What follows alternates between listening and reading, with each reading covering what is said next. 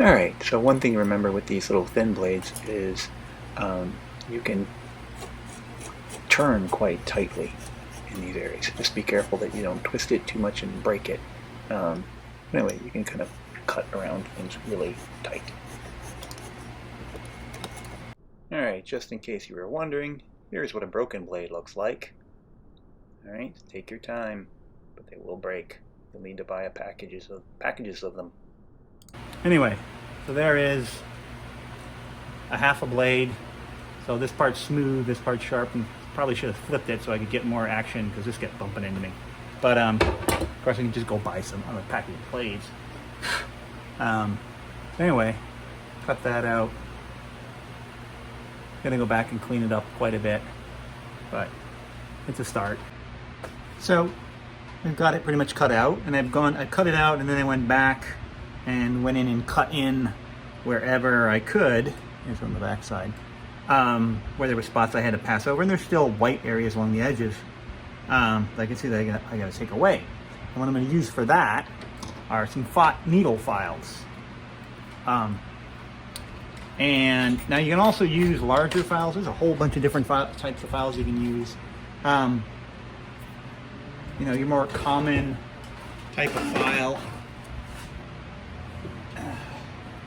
It's your heavy-handed type of file, flat bastard, double cut, with some information on the page about that, but basically really coarse.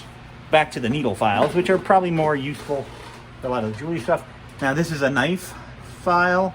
It has a shape that tapers down to an edge here, kind of like a knife would, and it's got a flat on the back. This one has a smooth flat on the back, which is nice because if you're working up against a surface that you don't want to file, the flat, smooth side, like not tooth side, can work, can be nice.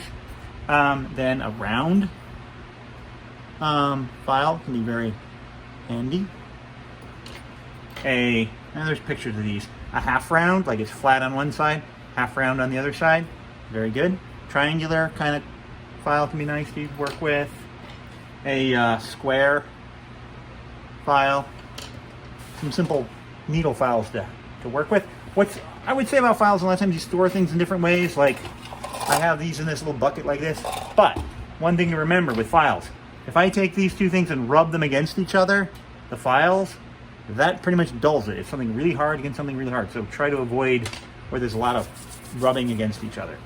And they're also can be brittle. So they're hard and they're brittle. You go to bend them, they might snap. So you want to be careful of that. But basically they cut, most of them are designed to cut on the push. Let's get a general flat area here.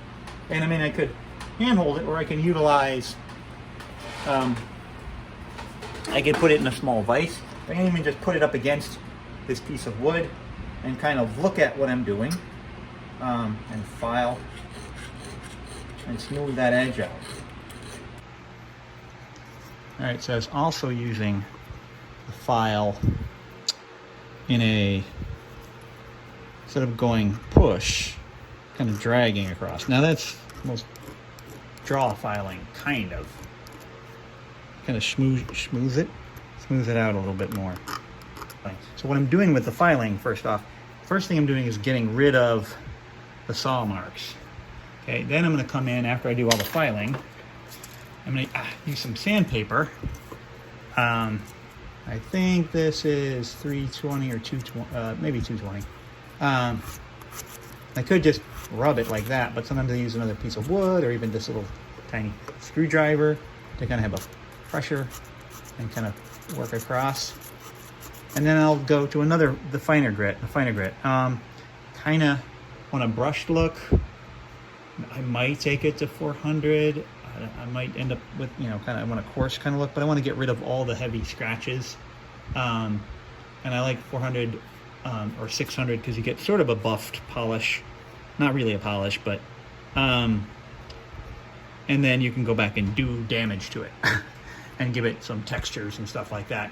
And then just be dealing with the textures you're giving it, not with the saw marks or rough filing that you had before. Anyway, so lots of little tedious work. All right, sorry.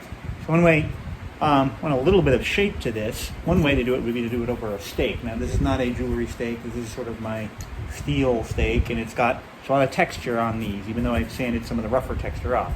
You usually want to polish these surfaces if you want to polish surface on this, but I'm kind of going to go with the texture thing anyway. So I'm going to take this and kind of hammer it, and it's stretching it a little bit. So I'm not just sort of bending it around the edges, I'm sort of stretching it out. But it's also going to work harden it, which is another thing I want. I'm getting some dents in there, which I don't mind too much. And I've got this sort of texture. I don't know if I like that texture or not. I don't know where you can see that in there. But it is a nice kind of handwork texture of dents. But I might go and roll it in like a homemade English wheel. So this is sort of a homemade English wheel, and it's the bottom anvil has a curve to it. Let's stick that guy in here. And the top is sort of flat, and it's just tiny. I need to make a mini one. I've got plans for that, but right now I'm going to roll this back and forth a bit. And it'll kind of do the same thing as the hammering was doing, except a little schmooter.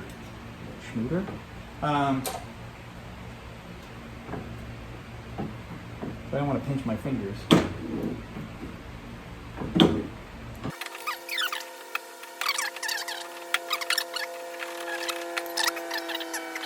It's getting a little bit more rigid as I work hard. Now, if you wanted to soften up copper, you heat it up and you quench it, and that softens it. Now, that's different than steel, which you heat it up and quench it. It hardens.